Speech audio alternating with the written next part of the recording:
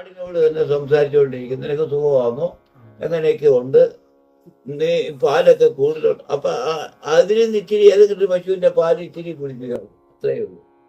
ആട്ടുസ്വാമി എന്ന് പറഞ്ഞാൽ അവനും അത് അയാൾ ഈ പച്ച പെയിന്റ് അടിച്ചിരിക്കുക മുഖത്ത്, അങ്ങനെ ഉണ്ട്.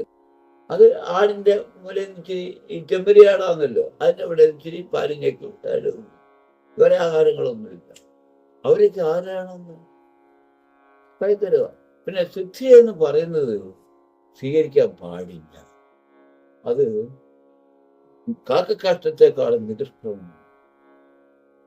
എന്നറിയാം, മനുഷ്യന്റെ കാഷ്ടം പട്ടി തിന്നു, പട്ടിയുടെ കാഷ്ടം കാക്ക തിന്നു. അതിനേക്കാളും നികൃഷ്ടമാണ് സിദ്ധി എന്ന് പറയുന്നത്. സിദ്ധി കാണിക്കാൻ പാടില്ല. ഈ സിദ്ധിയിൽ നിന്ന് പോകും.